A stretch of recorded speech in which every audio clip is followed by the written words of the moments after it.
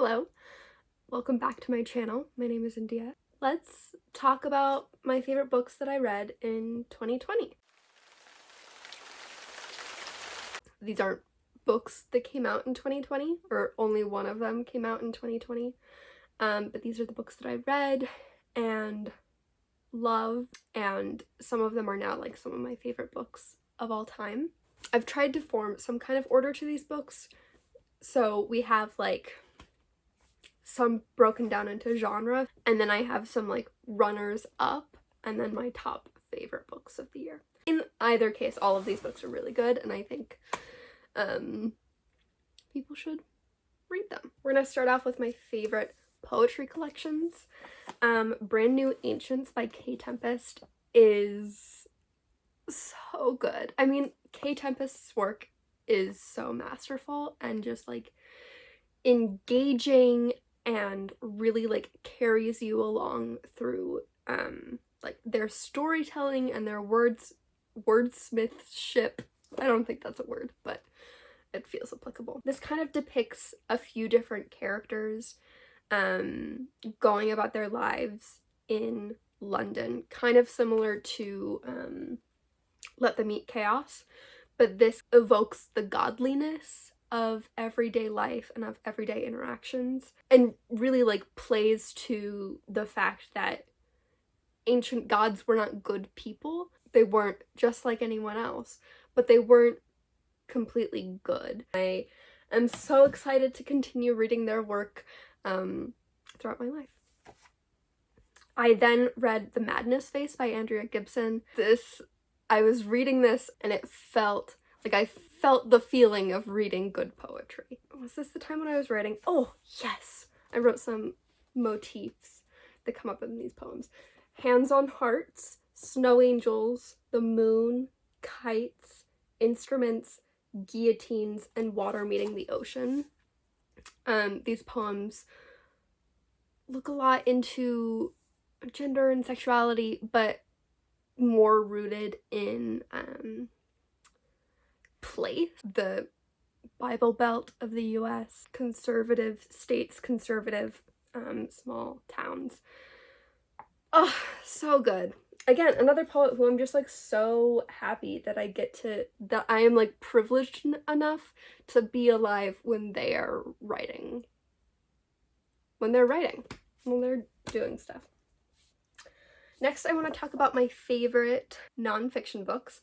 I'm going to start with this one, Exile and Pride, Disability, Queerness, and Liberation by Eli Clare, mostly because I think this goes pretty well with The Madness Face, because this is looking at Eli Clare's personal history, growing up in Oregon, growing up in a logging town, and like really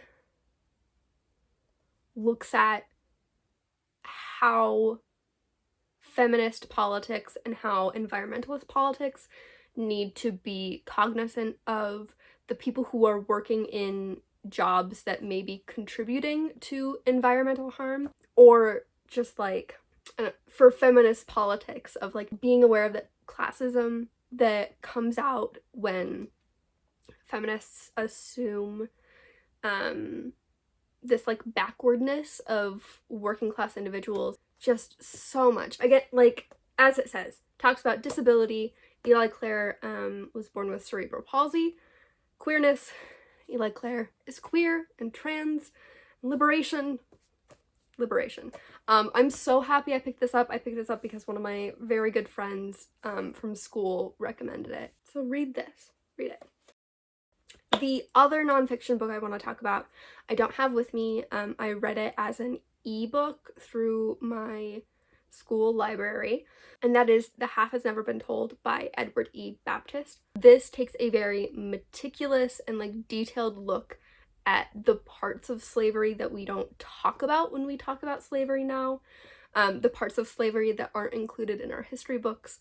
So thinking about the ways that chattel slavery was such an important foundation for the American economy, and how slavery was this evolving dynamic economy that boosted the US into its standing as a powerful economic player in the global economy. This book was so well crafted. It's dense, it's academic. This breaks the myth that the North wasn't invested in slavery, or that slavery was a almost exclusively like Southern investment, I guess, when it wasn't. All of America was benefiting off of the economic growth of slavery. Baptist really breaks it down and emphasizes the ways that enslaved people were expected to detach from their bodies so that their bodies could work as the machines that the cotton industry wanted and required. If you're looking for a really meticulous, dense, thorough book on like slavery's impact on the US, it really looks at the entire system. Read this book. Classics. My favorite classics that I read this year. I don't know if this counts, and here's why. Mrs. Dalloway is the book I think I've read the most. I love it. It is one of my favorite books. It is a book that I would love to just reread forever. I read this pre-pandemic because I was in a Virginia Woolf class. I read almost all of Virginia Woolf's major works, and like nothing can compare. Well, I haven't yet read The Waves, and that's the one that I think might give Mrs. Dalloway a run for its money, but yeah. Mrs. Dalloway is about Mrs. Dalloway, who is a wealthy wife throwing a party in the 20s, and free indirect discourse. I love it. Then Dracula. I loved reading Dracula. It was such a fun experience for me. I'm rekindling my love for classics, which I'm really happy about. This is about a vampire and a man who gets trapped in the vampire's house, mansion, and escapes and goes and marries a girl. And then the girl's friend is like taken by the vampire. As I was reading this, like I want to be part of a production that's like a queer, gender bent Dracula with like a queer girl gang of vampire hunters. I think that'd be so fun. Swoons. Okay, moving on. These are my runners up. There's one book that's like really walking the line between these, but we're gonna talk about these in the order that I read them. First, Pachinko by Min Jin Lee. I love historical fiction, and this reminded me how much I love historical fiction.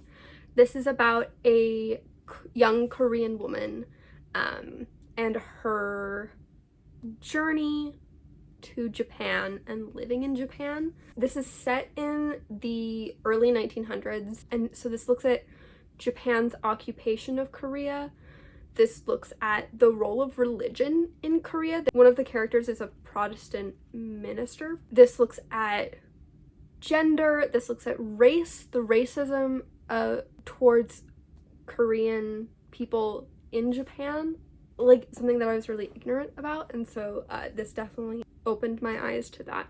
Overall, this is about the relationships between mothers and sons, and is really heartbreaking. Like, this is a really sad book. It's so good. Then I read Autumn by Ali Smith. I'm so glad I finally have picked something up by her. This is the first in her seasonal quartet, which is a series of books, autumn, winter, spring, summer, that deal with the current situation of the world, specifically the current situation of the UK. So this takes place right after the Brexit referendum. This follows the relationship between a man and a young woman, and they meet when the young woman is a girl and he's her neighbor, and they have this meaningful relationship with each other, friendship relationship, and it's about kind of like their stories. She is an art historian, and so there's some discussion about art and feminist art making, which I loved. Mostly the thing for me is that the writing in this book was so engaging and just like clicked with me. Some like, it's how I feel about Virginia Woolf's writing. It's how I feel about some of my favorite writers, is that their writing just like clicks and settles, and it's just a beautiful experience. So I'm really excited to keep reading Allie Smith, to keep reading this series. I have the next two. I should read Winter before it becomes spring. It's basically nearing springtime. What are seasons anymore? Okay. Her Body and Other Parties by Carmen Maria Machado. This has been the year where I try to read horror. And do I like it? Maybe. This is a collection of short stories that are all weird and spooky and have very strong feminist like rumblings. A lot of them are queer, and there are stories in here that keep like popping up for me. This was just so well done. Everyone raves about it. Everyone says it's amazing. And I am here to tell you that it is amazing. We are on to my favorites, the top of the top, the creme de la creme. We're gonna talk about this book because it is one that, depending on the day and the hour, I feel like should be a runners-up, but ultimately I think deserves its spot in the favorites, and that is Lincoln in the Bardo by George Saunders. This book is melancholic. It is about Abraham Lincoln's son dying, and this ghost world in a cemetery and grief. Ultimately, this is so masterfully written, and like, I remember once I was finished reading this, I felt like it was close to being a perfect book. I don't know how to describe this book. It's written in two ways, one that are very similar. One of them is this like collage of quotes from primary and secondary documents, and the other way is similarly this like series of quotations from these ghost characters. I think this book really like envelops you in the tone of sadness, of like melancholy, of death and dying and uncertainty. Apparently that's just like the kind of books I like. I like really sad, melancholy books. A book I read that I'm pretty sure is a perfect book is The God of Small Things by Arundhati Roy. This is about twins who were born in India, and when they were like 11 or 12 were separated. This is about them reuniting and connecting, and so that this has their memories of when they lived together as children and kind of their thoughts on each other as they reconnect. One of the things I love in books that we see with the structure of Lincoln and the Bardo, and we see in the next book I'm going to talk about, is this the way that authors can take hold of language and make language work for them and kind of break the way that language was supposed to work. And so there are all these points in this book where words are switched around and the spelling is played with, and it's like this word play and this word craftsmanship of like cutting apart and rearranging spellings and words, and it is so good. I love that. Again, this was in a time when I was writing down. I need to go back to doing this. I like wrote down things I was noticing, motifs, themes. So language can be cut up, reformed, played with, broken marriages, holes in the universe, repetition, representation of memories, associative qualities. Yes, I love repetition of memories where you have to keep going back to this scene, to a feeling, plays, culture, performance, the connection between people, connection between memories. This is so good. I mean, this won the Booker Prize. This is not the last book that I'm going to talk to you about, but it is the last book that I have with me, and that is Written on the Body by Jeanette Winterson. This touched a very specific part of my queer little heart, and just was such a, it was a queer reading experience. It was just this affirmation of queerness. How many times can I say queer? Part of why I love this so much, part of why this is one of my favorite books, is when I picked it up, I needed it, and I needed what it offered me. This is about a unnamed, ungendered character who is in love with a woman, and like, whenever I try to describe this book, that's as far as I get, and then I'm like happy and like crying. Whew.